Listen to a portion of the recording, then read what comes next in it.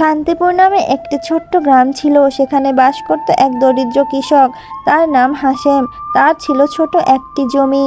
সেখানে সে ধান চাষ করত, কিন্তু প্রতি বছরই কোনো না কোনো কারণে ফসল নষ্ট হয়ে যেত। কখনো খরা, কখনো অতিবৃষ্টি, কখনো পোকামাকড়। এবারও একই অবস্থা হলো।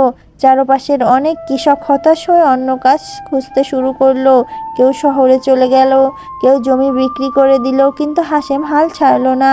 তার স্ত্রী বলল, এত কষ্ট করে কি হবে, জমি তো লাভ দিচ্ছে না। হাসেম শান্ত গলায় বলল, আল্লাহর উপর ভরসা রাখো, একদিন এই জমি আমাদের হাসাবে। কিছুদিন পর হঠাৎ খরা শুরু হলো। মাঠের ফসল শুকিয়ে যেতে লাগলো। হাসেমের চাচা বলল, হাসেম এবারও ফসল হবে না, ছেড়ে দাও। হাসেম বলল, আমি চেষ্টা চালিয়ে যাব, ধৈর্য ছাড়া সফলতা আসে না। সে নিজের হাতে পানি এনে ফসল বাঁচানোর চেষ্টা করলো। এরপর একদিন পোকামাকড় আক্রমণ করলো জমিতে।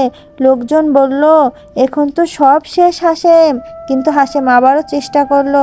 সে ঘর থেকে ঘরোয়া উপায়ে কীটনাশক বানিয়ে ব্যবহার করলো। তার ছেলে বলল, বাবা তুমি কি সত্যিই ভাবো কিছু হবে? হাসেম হাসলো, ধৈর্য ধরো ছেলে, ফল একদিন আসবেই। মাস কেটে গেল। ধীরে ধীরে ফসল আবার সবুজ হতে শুরু করলো। আশেপাশের লোকজন অবাক হয়ে দেখলো, যে জমি তারা ছেড়ে দিয়েছিল সেই জমি এখন সবচেয়ে সুন্দর হয়ে উঠেছে।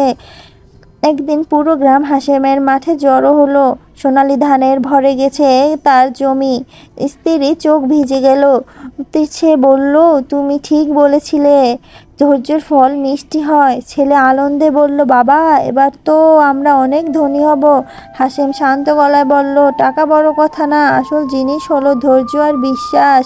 এখানে শিক্ষণীয় বিষয় হচ্ছে, যে মানুষ হাল ছাড়ে না, ধৈর্য ধরে চেষ্টা করে যায়, তার জীবনে একদিন সফলতায় ভরে ওঠে। ধৈর্যের ফল সবসময় মিষ্টি হয়।